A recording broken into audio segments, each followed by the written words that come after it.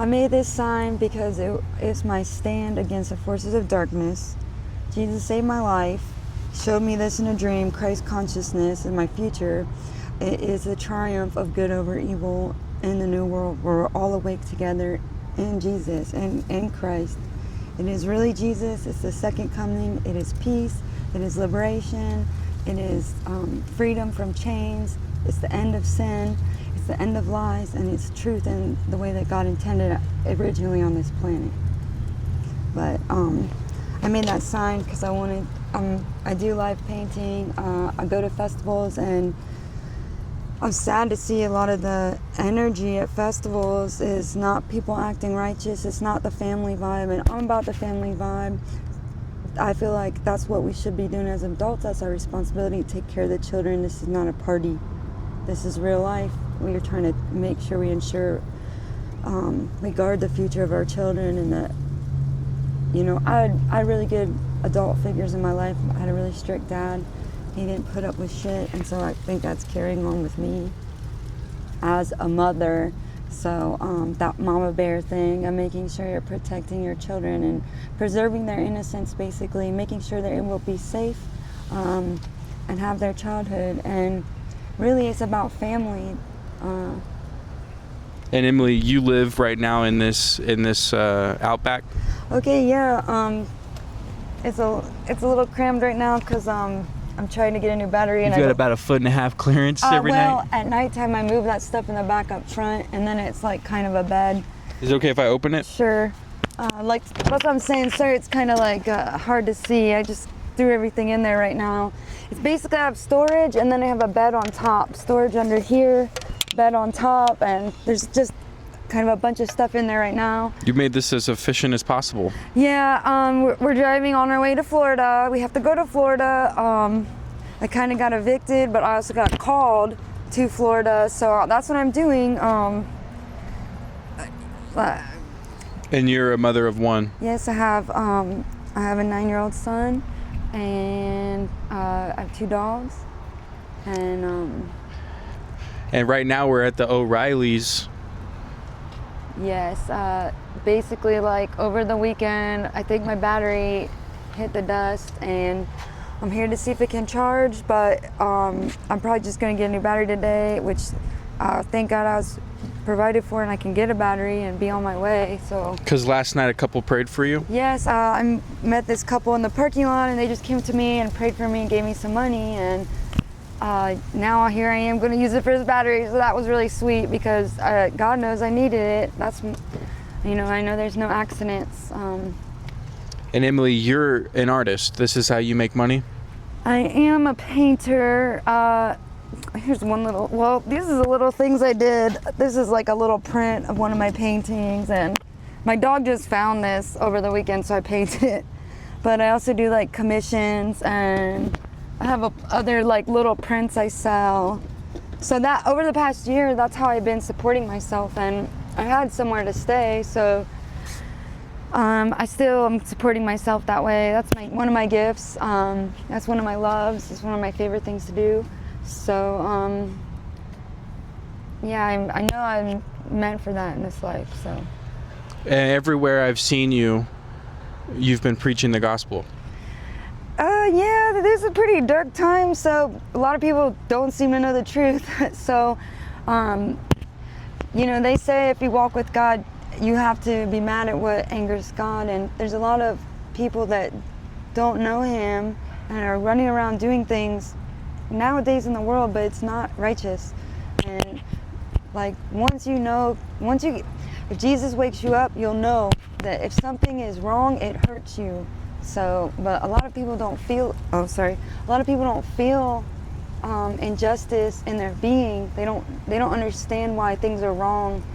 They think that there's moral relativism or something, but it's not really like that. It's people are most likely can't sense when there's something wrong. Like just all kinds of like, this is on my sign. I got this sign, and it says, you know, Jesus said you have to be like a child to enter the kingdom in heaven. But this is the end days where we have a war with Babylon, and that Babylon is adultery. And what that means is people are not being faithful to God. They're running around doing all this other stuff, unfaithful. You have to stay faithful to one. That's like the one true God. And adult. They're saying we're going to be grown and do what we want. No, you're not being like a child, which is listening to your father. So that's how I see it. So, but I know that that's the truth. That's the end. This is the end days prophecy fulfilling. So, but I'm very. I just want to let people know, because we all have a purpose in Jesus, and we're all been created for a reason. And so I just want to tell people that in case they didn't know, because a lot of people are out here looking for money. They're out here saying how bad it is, but the thing is, you got to tap into your purpose. You got to like get right with God to find out what you're here for, and then do your work. It doesn't depend on the government. It doesn't depend on this person, that person. It depends on you and God. So get right with Him, and then you don't have to answer to other people. As long as you're doing what He tells you, you answer to Him. So, Emily, for people that, are out here homeless, you actually have a car. Have you ever been in a situation like that? No, I haven't. When I was younger, I hitchhiked around the country and I traveled. I did a lot of hitchhiking in my 20s, and I had a backpack and I did some backpacking. So I've lived out of a backpack. I've not been like a homeless person in the city. You know, I was so I know kind of what it's like to sleep outside and stuff. I've done that. But so I've not you've lived been, that lifestyle. Well, I wouldn't say I wasn't like chosen homeless in a city though. I was like kind of Passing through. Yeah, but it was more like an adventure to like see America, see how beautiful the land was. I was doing volunteering and I was traveling between places volunteering. You got kicked out of a toxic situation? Yeah, most recently I did, because my landlord was drinking heavily. Then I found out he was on drugs. Then I also found out he was involved with some other things, and so I had to really say something to him. I tried to hint around it, and he was like not getting it, and then I felt like I really have to tell him how I feel, and I did, and he got mad at me. He said, "Don't put that God stuff on me." And I was like, no offense, but I don't answer to you, I answer to Jesus, and Jesus brought me here to tell you not to drink. And he didn't really want to hear that, but I also feel like it was God's way of making sure I wouldn't put up with a bad situation. Like, I can't tolerate that. It's not good enough for me. I need to be in a place where I'm safe, and safe for children, and safe for souls that wants to see development. I know addiction is like one of the big things killing people. So drinking in America is a big problem, drugs, so. So I say, like, Jesus saves, like Jesus frees from all that. How long have you been in this circumstance? So basically we left the last day of September, I think it was the 30th. We left then. I got into Austin on, I believe, the 2nd. And so I met you like that day. We did an interview, but then we did a few interviews, and that was a couple weeks ago now. So we're on our way we visited some people. Now we're about to head out of the state, so I had to like try to meet up with you again. So yeah, it's only been like... Because this is our last chance for YouTube to let us be. Yeah, kind of. Let's see, third time's a charm, I guess. Third time's a charm. Maybe. And you're here at the O'Reillys. Yeah, so we're heading down to the coast in the crazy time of year, but... So it's gonna be warmer up there, though. It is gonna be warmer, but it's almost too warm. We got back to Austin and it's feeling hot again. Yeah, it's still pretty hot out here. Yeah. So I mean, that's good, but Florida in the winter is kind of nice. Yeah. Yeah, I definitely care about the homeless people and people that are having addiction issues, and that's why one thing that will be if people reach out personally to God. Because you're not going to get better unless you personally want to change and want to better your life. Like that, taking that first step, and God will move on your behalf. Like, He loves you. He doesn't want to see you sick. That's what I just want to encourage all people. And even if you have a home, if you have something holding you back from what you feel you're meant for, then you just got to move towards God. Baby steps, even leaps of faith, little leaps. Small wins. Yeah. That's progressive. In the state of the world right now, Emily, what would be your advice to someone slipping from their faith?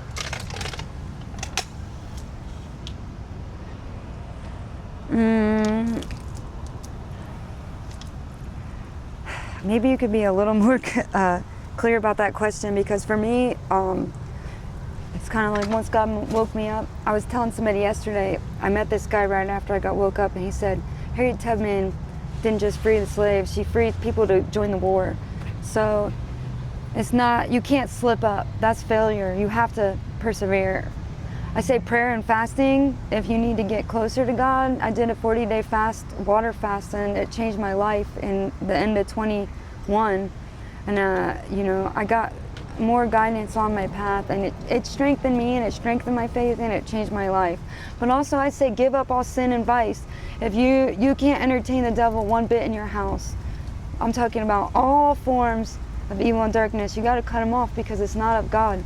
And if you pray, you'll get the help you need. But I know God is real, like without a doubt, 100%. He's proven himself to me in so many ways. So that's why I want to share this message with everyone, that I know they have a part to play. And that's why I'm encouraging people to like seek God on their own, because once he awakens their heart and their purpose, that's where they belong, and that'll be their true joy. So maybe and you know, you don't have to go to church either. I mean, some people going to church is good, but more importantly is that you work one-on-one with God and what you were designed for, because no other human being can really tell you your worth. Like, I don't hate the church, but you can't follow traditions of man. You need to follow God, but at the same time, you have to be following him. Otherwise, what are you fighting against? Like, he has to be your, like he said, Jesus said, love God with all your heart, soul, and your strength. And love your neighbor as yourself. And that means don't talk shit about people, don't talk evil things about people, but try to speak for yourself. Because that's a reflection of that. If I were to look at you some type of way, and my first thoughts is a direct reflection of what I think about myself. Quite possibly, but it also could be mind control programming. So it could be both, because you don't have to obey every thought. People are listening to things they aren't even consciously aware. So if it's harmful to someone, you don't have to obey. But it is, and maybe it is it's your unconscious view of yourself, because I had a dream when I saw people were doing that. It's your subconscious view of yourself. Well, yeah, unconscious, subconscious. Exactly. It's similar. Right. It's like you're not well, really... you're conscious, but you're subconscious. So it's like it's an auto program. Yeah, and it's like you project it onto other people instead of... You hit the right key when you said program. Mm-hmm. You have to practice on your program, and you have to practice in your theta, which is practicing in your subconscious. Right on. Which is why you're able to think like you do now, is because of all the experiences you've had and the reflection that you've done. Yeah, and I also went to meditation center. I spent like a year at this meditation center when I was younger. It's called Vipassana, Dhamma.org. They do free 10-day silent meditation retreats. And I really think that's something America needs, because everybody I see is following thoughts blindly, their so-called identity. They're following feelings. But in the Vipassana, they teach you observe your feelings. You become an observer instead of a slave. So that's what awareness is. So that I feel like can help people too. Emily, why do you think people are leaning away from the truth? Well, I think it's all out war in the spirit realm, and people aren't really, if people are not following God, they're still, I feel like they're under bondage or slavery. I feel like it's like someone else is controlling them. But it says in the Bible that end times will be like that. I also just feel that we got like this world spirit that's controlling people, but it's all deception. That's why they say Babylon is deception. So it's all deceit and lies being fed to the people, but it's a spirit that abused authority and was trying. God is the one that tells who we are, and if you don't have God telling you, then you're gonna have something else in there, and that's not good. So people need to hear the truth. They need to be told again and again, or at least given the chance. But the truth will set you free. Look at you finishing my sentences. That's awesome, Emily. Emily, you're really an amazing person. I want you to know that. Since I've known you, you've been the most charismatic individual, anything you see and deem as evil, you call it out. Yeah. That's the realest thing I've seen out here, is how you carry yourself and what you allow around you. I want to just say that. Yeah, I just saw a video that was saying what you tolerate will proliferate, and so that's why I don't tolerate less than Jesus. Like, I know he's like the goal for humanity, and his love set me free. His love really showed me my real self, and his love contains no errors. So I just can't, it's like I can't stand to see people living unrighteously, because I know it's not God. So that's why I think I say things. Plus, as me as a mother and as a woman, I feel that they're like there's a guy, Bukalele in El Salvador, and he was like, we're taking back the streets for the women and children, for the families.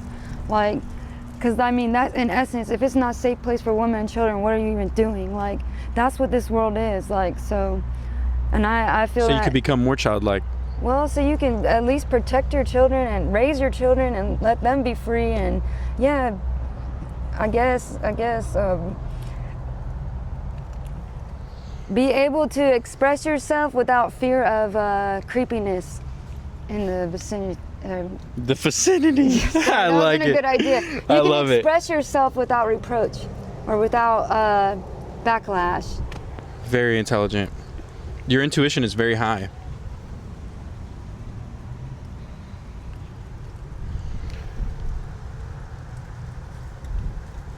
I know. That's what I'm like. I'm a very empathetic person, almost to a fault. And what I learned is the different empaths can feel things from other people, but some people don't even feel what they do. And so as an empath, I just know it's wrong. So that's why I have to speak on it, because I'm trying to establish wholesome, clear boundaries and self-respect, so that I'm treated the way that I treat my. That's What's up, Luna? How Luna. you doing? Luna. What up? That's one of my rescue You want to dogs. say something to the mic? What's it like living inside this car right here with Emily? Oh, she loves it. Yeah, she's just like, she's our little rescue dog, and she's been a great addition to the family. I've had her like a year and a half. She's a really sweet dog. She's a perfect little personality, perfect size.